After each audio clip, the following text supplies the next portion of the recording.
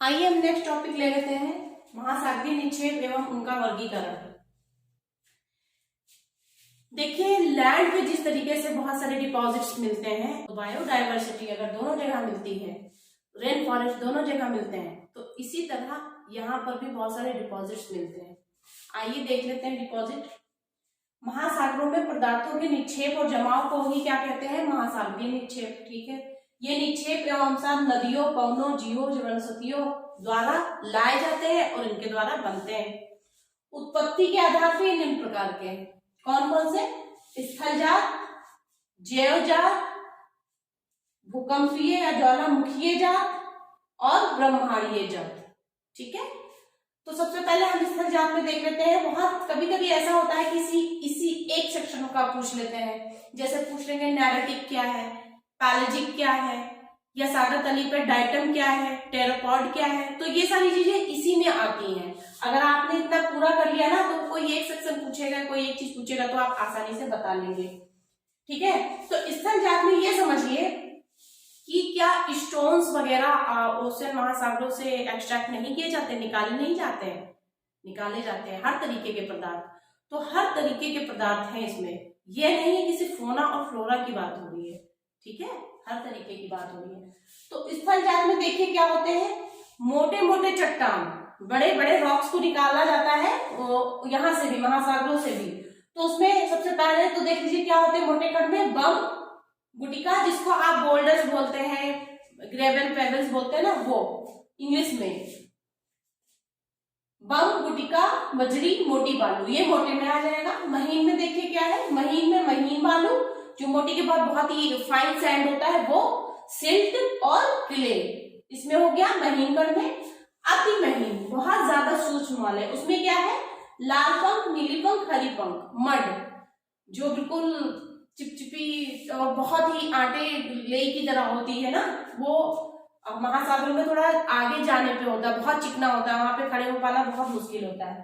तो ये तो हो गई स्थल जात, ये कहीं ना कहीं स्थल से ही तो आते हैं भाई। पार्टिकल्स आएगा, मोटा मोटा जो बम होगा, बोल्डर होंगे बड़े वाले, वो आगे रुक जाएंगे, उससे थोड़ी महीन चीज और आगे घसीट के नदियां ले जाएंगी, धाराएं ले जाएंगी, और महीन बालू और आगे जाएगी, उससे महीन और आगे जाएगी। ठीक है, तो ये चीजें यहाँ आ गई स्थल जात में। अब देखिए जैव जात में क्या है ना, ये तो हो गया लैंड में रॉक्स की बात हम कर रहे हैं। अब हम बायोटिक चीजों की बात कर रहे हैं।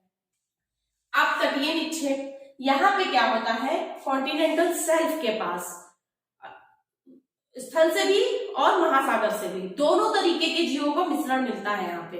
क्योंकि नदियां कहीं ना कहीं, जैसे कोई भी चीज है, कोई एनिमल है, कॉन्टिनेंट पे ही मर गया है, तो नदियां उसको उठा ले जाएंगी, है ना, और जो सागरों के अंदर है वो तो है ही है, तो आप ये पहचान नहीं पाएंगे कि ये कहाँ का है। तो वो दोनों मिक्सचर होते हैं वहां पे कॉन्टिनेंटल शेल्फ के पास। ठीक है, देखिए स्थलीय महासागरीय जीवों का अवशेष, बड़ी बड़ी व्हेल हुई, व्हेल हो सकता है कोस्ट के पास आके मर गई हो, लेकिन है तो वो महासागरों की, हो सकता है महासागर में ही मर गई हो, तो उस तरीके की भी है।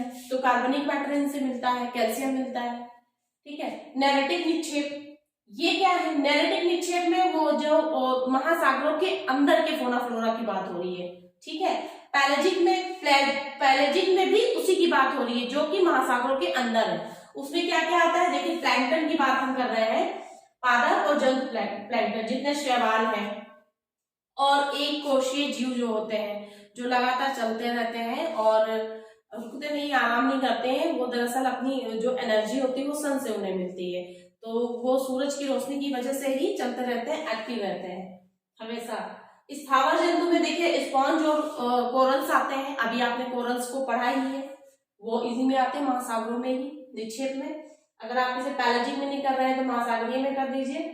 सागर तली पे देखिए क्या होता है, सागर तली पे जब सड़ गल के कोई भी मैटर, देखिए यहाँ पे जो चीज है, कोई भी जीव मरा है महासागरीय, वो एक टाइम के बाद सड़ गल कर, जैसे जो चीजें कुछ तो वायुमंडल में पहुंच जाएंगी, है ना, गैस वगैरह, ऑक्सीडेशन होगा, और बाकी चीजें जो होती हैं, बोन्स वगैरह उनकी गल जाती है, तो उससे क्या होता है, कैल्शियम वो नीचे बैठ जाती है, नीचे बैठ जाती है, तो उन्हीं में ये कैटेगरी की गई है, ग्लोबिजिरेना, टेरापॉड, ब्रेडिडोरम, डाइटम। डाइटम तो डाइटम यहाँ पे देखिए, ये यहाँ पे आ जाते हैं बिल्कुल तली में, जहाँ पे ये फोटोसिंथेटिक क्षेत्र देखिए इतना, ये 100 फैथम तक, तो डाइटम यहाँ पाए जाते हैं। और ये सिलिका प्रधान है, ये दोनों सिलिका और कैल्शियम प्रधान है। ये यहाँ पे इसके जस्ट थोड़ी ऊपर मिलती है, ग्लोबिजिलिना, टेरापॉड और रेडियोलैरिन। ठीक है, तो ये तो बात हो गई इसकी। अब हम बात करते हैं ज्वालामुखीय जात। देखिए ज्वालामुखीय जात और स्थल जात में बहुत ज्यादा फर्क नहीं होता है। कैसे? क्योंकि जब ज्वालामुखी से कोई भी मैटर नीचे से ऊपर आएगा तो वहां पर भी मोटे मोटे बोल्डर, जैसे कि आपने यहाँ देखा है, गुटिका, बजड़ी, मोटी बालू, सब चीज उसमें भी निकलती है। साथ साथ क्या निकलती है? गैस। गैस तो वायुमंडल में चली जाती है। तरल मैटर भी होता है, और इसकी वजह से जो तरल और ठोस में जो मैटर निकलता है उसकी वजह से क्या होता है? क्रस्ट का निर्माण होता है। आपने प्लेट टेक्टोनिक में अगर पढ़ा है तो अच्छे से ये चीज समझ गए होंगे कि नई क्रस्ट का निर्माण भी हो जाता है। देखिए जैसे ज्वालामुखी है, ये अंदर की बात हो रही है महासागरों के, तो यहाँ से जो पदार्थ निकला, मान लीजिए जो थोड़ा सा तरल और ये लिक्विड था, वो चिपचिपा, ये इससे चिपक गया तो क्या हो गया? तली चौड़ी हो गई, मोटी हो गई, तो हुआ तो निर्माण ही। और जो मोटे मोटे पदार्थ होंगे, जो बम बोल्डर्स होंगे, रॉक, वो अपने पास ही, जिनके पास एनर्जी ज्यादा नहीं होगी तो ज्यादा दूर तो नहीं जा पाएंगे। अच्छा कोई चीज आप फेंकिए, कोई चीज अगर आप फेंकिए तो वो अगर धूल है, हल्की है, तो ज्यादा दूर तक उड़ जाएगी। लेकिन अगर कोई रॉक है, बड़ी चीज है, तो ऊपर से गिराएंगे नीचे गिर जाएगी, बहुत ज्यादा वो एयर में ट्रेवल होकर दूर तक नहीं जा पाएगी। तो ठीक ऐसे ही सबसे बड़ी चीज ये पास में गिरा देगा, क्योंकि ये दूर तक नहीं जा पाएंगे। फिर उससे छोटा गुटिका, फिर उससे छोटा, ये बहते बहते बहते आगे पानी तक चली जाएगी बजड़ी, बजड़ी के बाद मोटी बालू, मोटी बालू के बाद देखिए महीन बालू। इसमें रटने जैसा क्या है? आप दिमाग लगाइए, खुद समझ जाएंगे कि सबसे मोटा पदार्थ सबसे पास में गिरेगा, है ना, फिर उससे पतला, फिर उससे छोटा, फिर उससे छोटा, फिर उससे छोटा। ऐसे ही आपको पता होना चाहिए कि कौन सी सबसे छोटी है, सबसे महीन चीज है।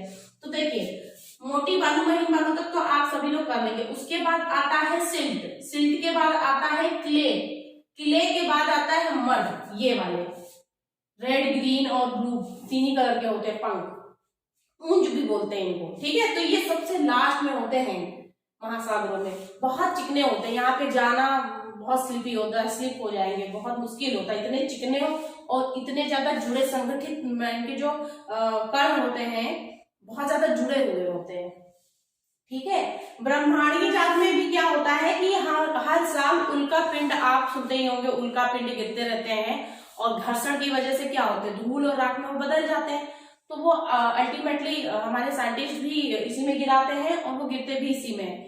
तो जो भी महासागरों में आप देख रहे हैं निक्षेप, 2/3 वो ब्रह्मांडीय प्रकार के ही हैं। तो इस तरह ये आपका हो गया पूरा। और अगर कभी कभी पैलेजिक नैरेटिव पूछ ले तो आप इसको थोड़ा सा एक्सप्लेन करके, जितना आप समझ गए हैं, ऐसी चीज, ये कॉमन चीज रहेगी, इसको दिखा दीजिए। उसके बाद अगर इसको पूछा है तो इसको फोकस कर दीजिए, थोड़ा सा 2-4 लाइन बढ़ा के बताइए, या इसको ऐसे करके। और यहाँ पे ऐसी चीज बनाने के बाद फिगर, अगर पैलेजिक की बात करता है, देखिए मैंने इसीलिए एक ही क्वेश्चन में सब चीज बता दी आपको। पैलेजिक देखिए ये वाले सबसे ऊपर, ये हमेशा तैरते रहते, चलते रहते, एक कोशीय जीव होते हैं, और फोटोसिंथेसिस की वजह से ये चलते रहते हैं, सन से एनर्जी मिलती है। ठीक है, उसके बाद अगर पूछ लेता है डाइटम के बारे में और इन सब के बारे में, तो आप डाइटम यहाँ पे दिखा देंगे। ये सर्कल के नीचे आ जाता है कार्बनिक मैटर। देखिए यहाँ वाले जो जीव है ना, यहाँ पे, यहाँ क्या होता था, फिश वगैरह यही रहती है, सारी जितना तेल, पेट्रोल, ये चीजें आपको पहले मैं पढ़ा चुकी हूँ, सब कुछ यही 100 फैथम के आसपास मिलता है। उसके बाद कुछ नहीं मिलता नीचे, उसके बाद नीचे मिलने वाले यही 3 है, देखिए यही सब मिलते हैं। तो ये आप दिखा देंगे आराम से, जस्ट बिकॉज ऑफ की कैल्शियम है, और कैल्शियम और सिलिका नीचे जाके चली जा रही है, ये वेजिटेशन के थ्रू भी, और एनिमल्स के बोन से, और अगर ह्यूमन कोई है तो उसके भी बोन्स नीचे ही चले जाते हैं। तो ये आपका इतना हो गया मेरे ख्याल से। अब आपका ओशनोग्राफी में सब कुछ हो गया है। अब हम नेक्स्ट टॉपिक लेते हैं। ठीक है, चलिए, अगर आपको ये चैनल समझ में आ रहा है तो प्लीज सब्सक्राइब करें। सब्सक्रिप्शन से ये देखिए चैनल आगे जाएगा, और लोगों को इससे हो सकता है बहुत लोगों को नीड हो, क्योंकि ये पूरी तरह चैनल फ्री है। A to Z यहाँ आपको पढ़ाया जाएगा। GS 1, 2, 3, 4 ऑप्शन देखिए मैं पढ़ा ही रही हूँ, और क्वालिटी का देखिए आधा क्वालिटी हो गया है। तो सारी चीजें यहाँ मिलने वाली हैं, तो प्लीज चैनल सब्सक्राइब करें और लगातार देखते रहें। Thank you.